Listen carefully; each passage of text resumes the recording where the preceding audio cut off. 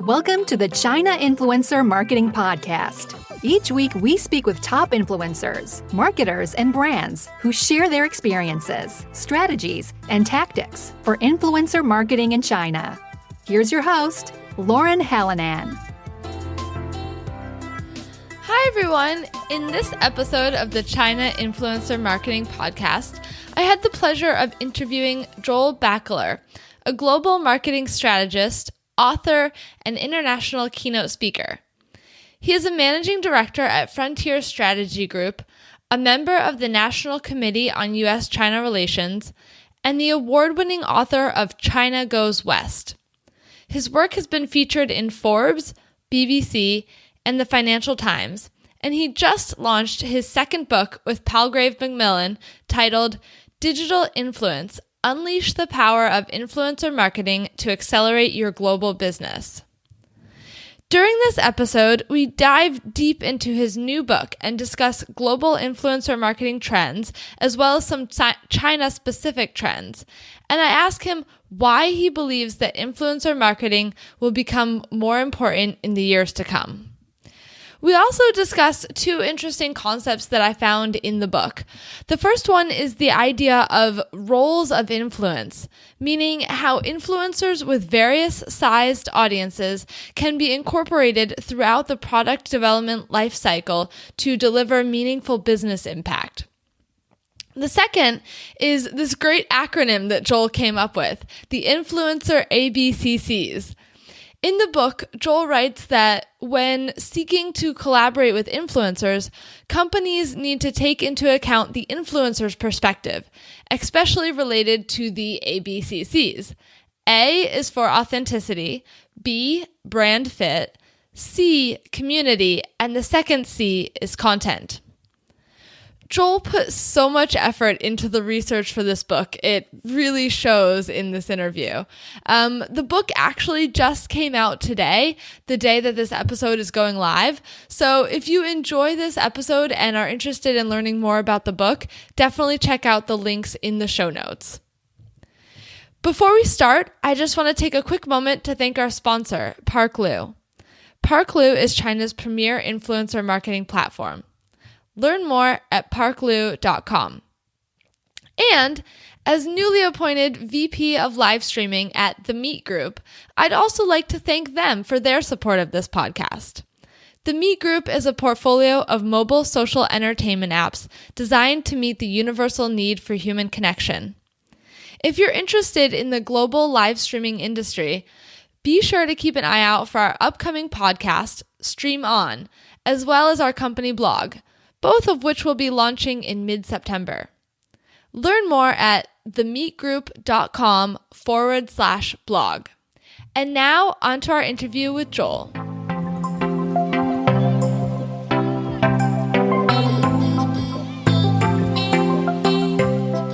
Hi, Joel. Welcome to the China Influencer Marketing Podcast. I'm really excited to have you on today to talk about your new book that's coming out. Came out today by the time that this podcast comes out. So I want to just start off the episode by having you introduce yourself and just tell us a little bit about what you're doing and the book that's coming out. Yeah, sure. Thank you for having me, Lauren. I'm really excited to be on. I'm actually a big fan of the podcast myself, just given my connection to China and obviously interest in influencer marketing. Well, my name is Joel Backaler. I'm the managing director of Frontier Strategy Group, where we work with multinational companies really across industries to help them grow their businesses in international markets. Besides that, I'm a member of the National Committee on U.S.-China Relations. And I'm also the author of two books on global marketing. The first is called China Goes West. It came out in 2014. And that was a book about Chinese companies building global brands and expanding into markets like the US or Europe or other international markets. The new book that, as you mentioned, is out right now is Digital Influence. And this book is slightly different. It's looking at how can companies collaborate with local influencers in foreign markets, like China, but also other markets as well, to reach their end customers in a more authentic way. And so we'll obviously go into that quite a bit. But outside my day job and writing, I'm also regularly traveling for speaking engagements. I generally talk on topics related to, China, international marketing, and global business. So this is something I'm very passionate about, and I'm really excited for our talk today. Me too. So like you said, you have this book coming out that's about influencer marketing. And even though the book is not specifically about China influencer marketing, you yourself have a very special connection to China. Like you just mentioned that you do a lot of work still related to China. So can you tell a little bit about your China story and learning Chinese and how living in Asia has shaped your career and what you're doing today? Yeah, of course. China, like you said, it's really at the heart of so much of what I've done throughout my career. I first traveled to China in 2001, and it was an interesting time because it coincided with the Olympic Committee's essential approval of Beijing's 2008 Summer Olympic bid. And what was interesting about that was right after it happened, you started seeing countdown clocks pop up all across the city. There were all these big infrastructure projects like new railroads and subway lines that were being put in. And it just became clear that the Olympics for Beijing was going to become much more than just the Olympics. It was really going to be Beijing and China's chance to demonstrate to the world its growing economic might. And so when I went back, it kind of just made me be convinced that this is going to be an important part of kind of the global economy throughout my career. So I went back and I ended up spending years learning Mandarin, both in the US and in Beijing and Taiwan, starting to work within and for Chinese companies, and ultimately building up to, the fact that I married a local wife. I have a Chinese American son, and it will forever be part of what I do. Even now that I'm based in Los Angeles, I still do a number of project work in China and throughout the Asia region. Got it. And yeah, I think that, what you're saying, even though I didn't end up in China until right after the Olympics, but, and so maybe I didn't see it exactly the same way as you did, but I think that that's something that, impacted me too when I first went there, was that, when you just go there and you feel how fast everything is developing and how hardworking everyone is and how ambitious everyone is, you're just like, how could China not be a huge global player in the future, with this kind of ethic and attitude, it just really, it's really impactful. Exactly. It makes those hours of writing Chinese characters a little less painful. Yes, definitely. You really feel like you have a purpose for learning them. I completely agree. So anyway, back to the book. Can you tell me what made you decide to tackle this topic, influencer marketing? Yeah, so it's funny because when I started, I had it in my mind that I wanted to write a book purely about the international side of stories. So much of what I do is focused on global marketing, and I wanted to tell the story about how could companies and brands work with local influencers in foreign markets to connect to their target audiences in a more authentic way. And I had seen case studies of this at big companies like Airbnb, and then also smaller SMEs that have come up with creative strategies in the space. And so I thought it was a story that really needed to be told. But what was kind of interesting is I started speaking to these influencer marketing insiders, so people like marketing executives, agencies, influencers. Things started to get like a little messy. I kind of found that influencer marketing, it's young and unsettled, and there's a lot of fundamental questions and terminology that it really isn't kind of fixed. So if you were to think about even just standard terminology, you take a basic term like influencer, like the most basic of terms, and it's highly disputed in the industry. So instead you get all of these alternative terms getting thrown around like content creator, talent, KOL, YouTuber. The list goes on. And the funny thing is, no matter which term you say, most of the time people have different things in their mind when you're talking to it, depending on their own background and context. But beyond the terminology itself, some of the other things that kind of stuck out to me were just a lack of standard best practices for everything from, how do you identify the right influencers for your brand? Or what does it take to make sure that they respond positively to you or collaborate with them in ways that aren't just superficial, like, hey, here's our new product, go post it. And then just coming down to tying everything back to goals and ROI, it's just a very fuzzy landscape. And so at the outset, I set out to write a book that was really about the international side of the story. And that is a very key part of the book, is that this is a global phenomenon. But what it ended up being is more of what I hope will be viewed as kind of like the handbook for an executive looking to build a successful influencer strategy. Yeah, so you realized that maybe the book that you were originally hoping to write was kind of the second in the series almost. Like the first one hadn't been written yet. Like that basic handbook that you're talking about didn't really exist out there. And so you decided to kind of tackle that first.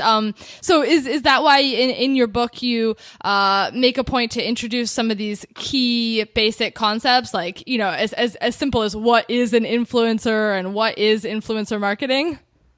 No, exactly. Because think about it this way. Based on a reader's background, they're going to think of very different things when they hear the term influencer. So if you say influencer to one person, they may immediately think, oh, those are beauty Instagrammers that are posting pictures of themselves promoting products.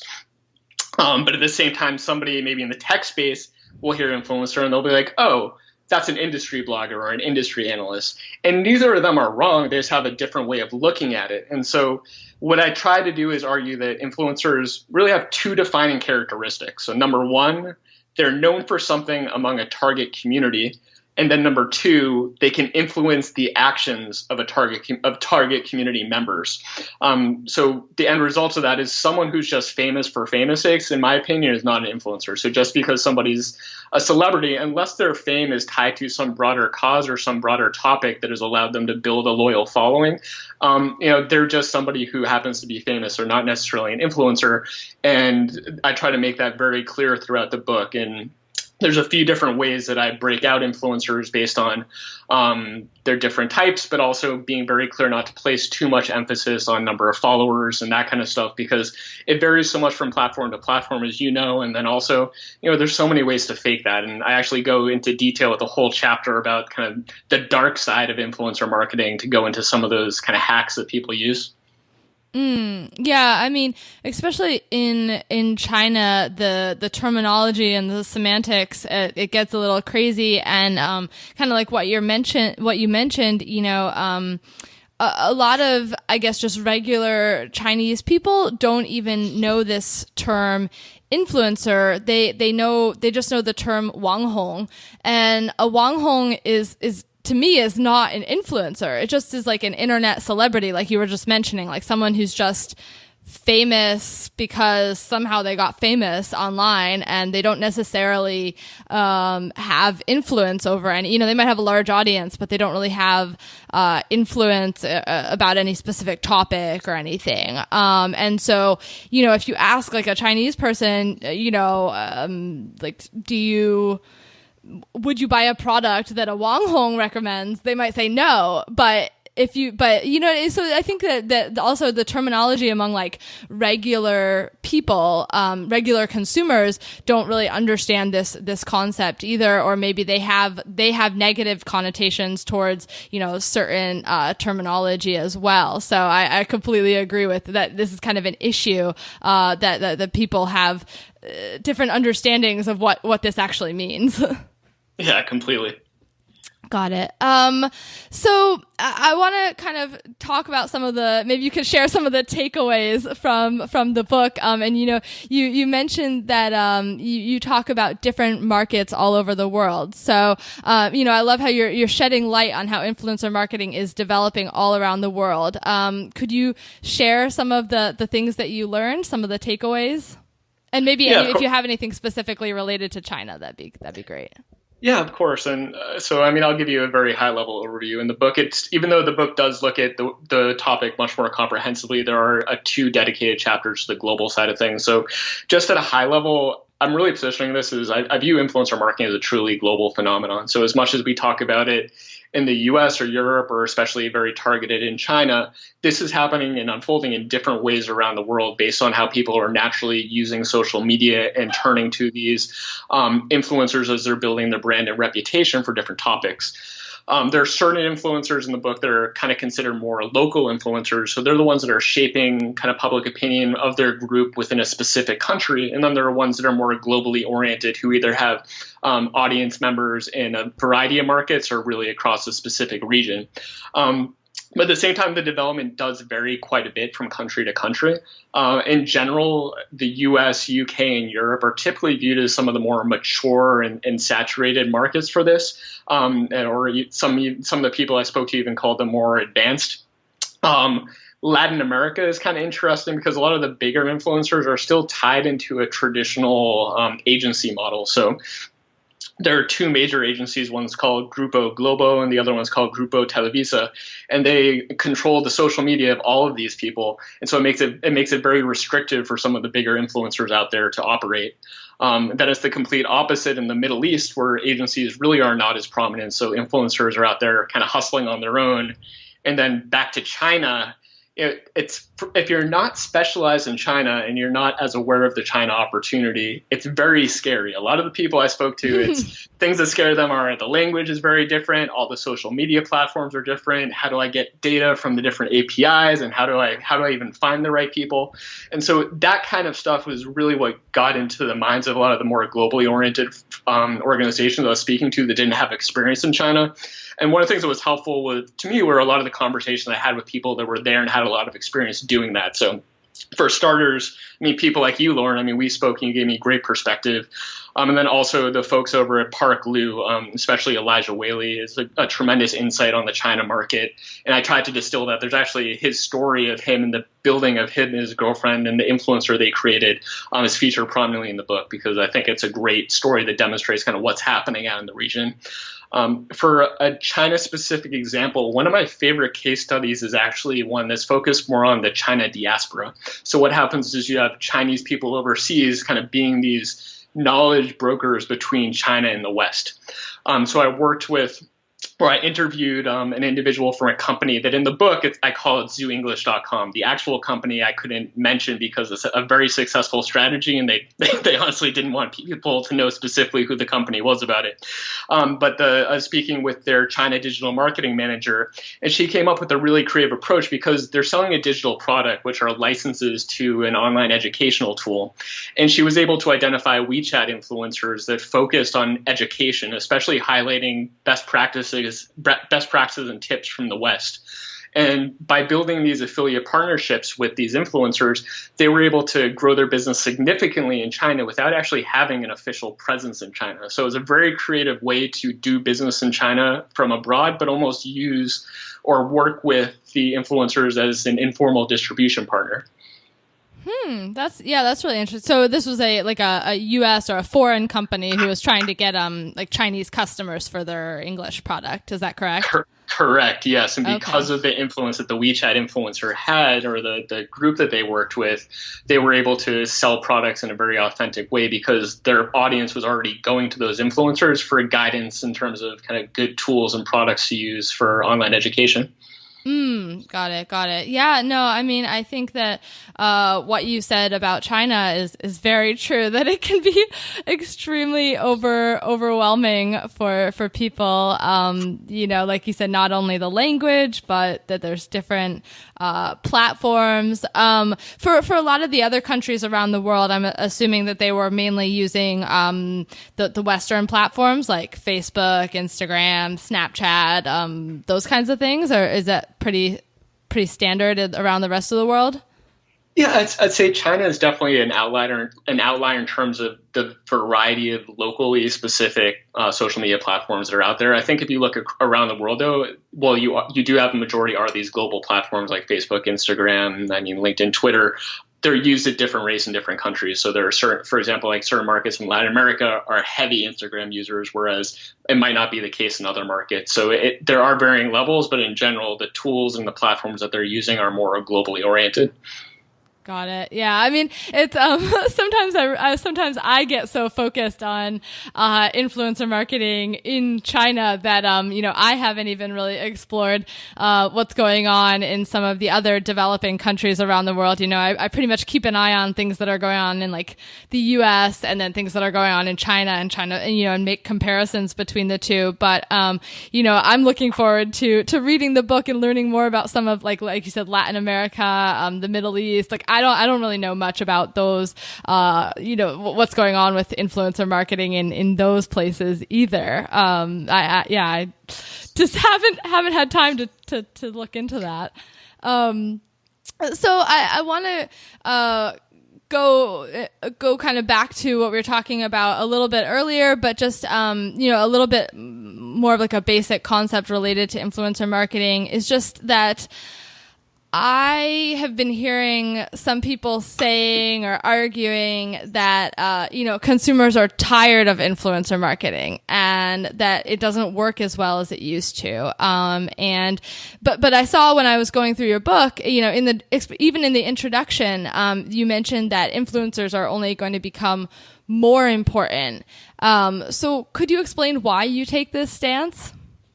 Yeah, of course, Lauren. It goes back to the terminology, because I think if you think about what their definition is when they're saying influencer marketing, it's probably different than the way that I'm thinking about it. So if their definition is about, I don't know, paying general lifestyle influencers to post a photo on Instagram, maybe using a product that they might not necessarily even use in real life, then I'd agree. I'd say that type of influencer marketing is probably losing its effectiveness because it's not sustainable over the long term. But if you're going back to the definition of what I'm talking about as an influencer, so again, number one, they're known for something among a target audience, and number two, they can influence the actions of their target community members. I think that's more strategic, and I don't think that's going away at all. I mean, if you look at cold emails, yes, that's losing its effectiveness, or unsolicited messages on LinkedIn or Facebook, those will lose effectiveness. But word of mouth from trusted peers is timeless. So you'll always be able to take the recommendation of somebody you trust as an authority in a subject matter. It's really on the company to partner with the right influencers in the right way. I think that's really what makes the difference. Yes, I agree. And I think kind of maybe what you were saying too is just that the format might change, the platform might change, whether it's micro influencers or macro influencers, who is most effective, like things like this might change. But, what you're saying, going back to the fact that, people are looking for trusted authority, that's not going to change.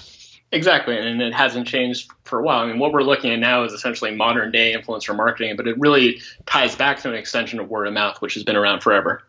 Yes, I agree. I was looking through your book, and I was saying before we started the recording that I really like that you have these sections at the end of each chapter, which you call marketers' cheat sheets. And so I was going through the marketers' cheat sheets, which are kind of your top takeaways for each chapter. And two of them from chapter 3 stuck out to me, and I was wondering if we could kind of go into them a little bit more. The first one was roles of influence, and you said depending on how an individual engages with a company, they can assume different roles of influence. So I was wondering if you could go into that concept and speak to that a little bit more. Yeah, of course. So like I said at the beginning, there are a few different ways that I kind of broke down frameworks to look at influencers in a variety of different lenses, I guess. So at a high level, the way I introduced the general breakdown is you have celebrity influencers, then you have category influencers, and then you have micro influencers. And celebrity influencers are either traditional celebrities that are known for something specific and have kind of built up an audience, or they've kind of reached their online stars that have kind of reached a certain level of influence where they're really known by mass appeal. Then category influencers are your people that are super known in a niche. So if you're a video gamer, if you're somebody who's into health and beauty, or if you're into cloud computing, you know that person, but it's only within that community. And then micro, I'd argue that these people, maybe they have an online presence, maybe they're not. Maybe they're just known in a small community of being the person to go to when you need to buy a new car or make XYZ purchase. They have a certain amount of expertise, and they have a tribe of people that will turn to them for that expertise. And so I think companies can work with any range of those levels, either celebrity, category, or micro. And the different people that fit into those buckets are kind of what I call roles of influence. So it's looking at people like traditional journalists, industry experts, academics, in the political sector. You could be looking at even like lobbyists. So they're people that fit into those initial 3 buckets, but they're kind of wearing a standard industry hat, if that makes sense. Mm-hmm.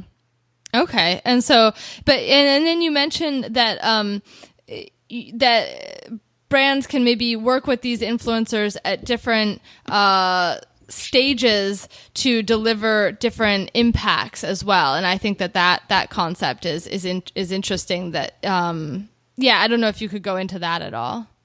Yeah, no, of course. I mean, one of the companies that I highlight that I think did a good job combining all of these different levels of the company, it's a makeup company out here in the US called Glossier.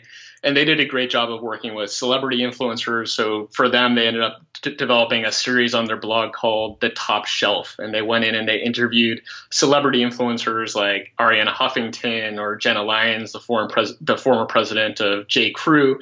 And they ended up using their credibility in the space to help build broad third-party recognition. Then they also worked with a number of category influencers who are kind of industry journalists in their space to get a wide variety of placements in big magazines that are related to them, like, I don't know, Vogue or Entrepreneur.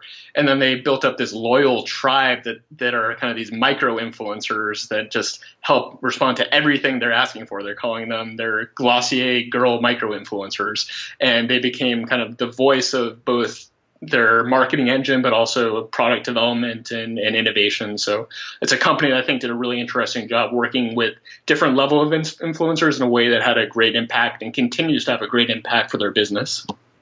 Definitely. I think that's a really great example. And I think that really illustrates the concept that you were just talking about. And now it's time for this week's Parklew Influencer Marketing Insights. Influencer marketing is expensive. Even the biggest brands are looking for ways to get influencers to talk about them for free. I'm going to quickly introduce 3 tactics to compel influencers to repost your branded content. Tactic 1. This is pretty easy. Tag influencers in your comments or your post. This is the easiest way to begin engaging with influencers and demonstrate your interest in them. At the very least, it will give you some visibility with the influencer. And if they like the content and find it interesting or useful for their audience, they might just repost it. Tactic 2. Level up from tagging influencers by featuring them in your content or reposting their content. Play to influencers' pride and desire for attention. Share their images, videos, and articles in your branded channels. Just make sure you tag their accounts and give them credit. Tactic number 3. A growing number of influencers, especially Chinese influencers, have begun to launch their own product brands. If you incorporate their products into your original branded content and post it, you are almost guaranteed a repost. In no way are we saying brands should use influencers. What we are saying is that brands should build relationships with influencers based on providing them value first, which might lead to free brand mentions. What we are championing is a holistic, balanced, and fair approach to brand and influencer relationships. For more insights and to read the rest of this article, please visit us at chinainfluencermarketing.com/Parklew and enjoy the rest of the podcast. And then the other thing from chapter 3 was your influencer ABCCs. So could you talk about what are the influencer ABCCs?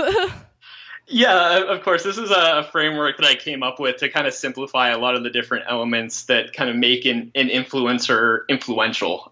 So A stands for authenticity, B stands for brand fit, C stands for community, and within community you have your reach, resonance, and relevance. And then the last C is obviously content.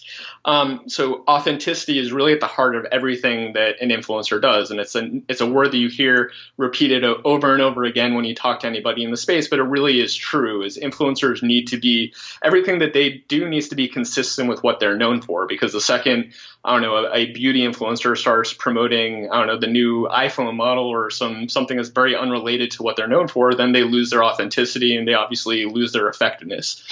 Brand fit is also making sure that the influencers are aligning themselves with brands that make sense for their values and what they're known for. Because anytime they're doing things that are in contradiction to that, they are kind of I wouldn't say selling out, because that's something they're always worried about, but they're going against what they're known for in their space, and it becomes negative for what they can later do after that collaboration. Community, I break it down into 3 factors that are generally looked at by a lot of these different vendors out there, where they break down to the reach of the influencer, so the total size of their audience, the resonance. So how much engagement do they get? Is it just a big number, or is it an active community? And then relevance. Are they posting on a consistent set of topics, or are they just posting about whatever? Are they a general lifestyle influencer that isn't going to move the needle, or are they specific to the product category that you care about? And then last is content, is just everything that an influencer does is around the content that they produce, and that content varies on whether you're talking about recorded video, live streaming, photos, blog posts, short and long form content. It really doesn't matter, but it's the consistent content promotion is at the heart of what an influencer does. And as companies look to collaborate with them, it's highly important they find out how can they help with that content creation process and kind of make that easier and make that more interesting for their audience. Oh, I think I really like this. ABCCs, it's so easy to remember. And those are all, extremely important things that people need to keep in mind. I love this. I think you did a really good job with coming up with something that can easily stick in someone's head. So I think I love it. ABCCs. A lot of what we've talked about so far and also just what I talk about on the podcast is often influencer marketing and consumer firms. But in your book, you wrote an entire chapter about B2B influencer marketing. So how does influencer marketing work in a B2B setting? Yeah, I think that's a really good point, Lauren. I think too many people, when they hear influencer marketing, they automatically start thinking about the consumer landscape. And there's no doubt that it is very relevant for B2C firms. But B2B firms have a lot to gain from influencers. It's just looking at influencers in a different way. We're not looking at people who are full-time influencers where this is everything that they do for a living. We're looking at people who are maybe prominent executives within an established company, or maybe they operate their own company and they've developed a really large following on social media on a specific topic. So you could think about these people as being, maybe they're an expert on artificial intelligence or virtual reality or cloud computing, and they have blogs and articles and podcasts all about this, and they built up a loyal following of people that rely on them to introduce the latest technologies, the positives and negatives, and just what they should be looking out for as they want to get involved in the space. And so the way that a lot of B2B companies are working with them is they're developing what they're calling influencer relations practices. So these are always on practices where they build a loyal community of anywhere from 10, 20, I've even seen up to several hundred of these thought leaders who are talking about technologies that are relevant to their brand. And the reason why this is important is because a B2B sale isn't like B2C. B2C, I can tell you about a product and it's at a price point that you could go out and buy it tomorrow most of the time. But for a B2B company, they're trying to introduce products and services that are very expensive. And as a result, vendors have very long sales cycles. So it could be 12 months, it could be 18 months. And so there's only so many times a salesperson can get in front of them and say, hey, have you thought about it? Do you want to do this? So it's really important for them to have these other outside industry voices talking about why that technology is good, either through webinars or through white papers or at conferences. And through that ongoing messaging and learning, ultimately at the end of that 12-month or 18-month cycle, that company will be viewed as the better solution and they'll get the big contract.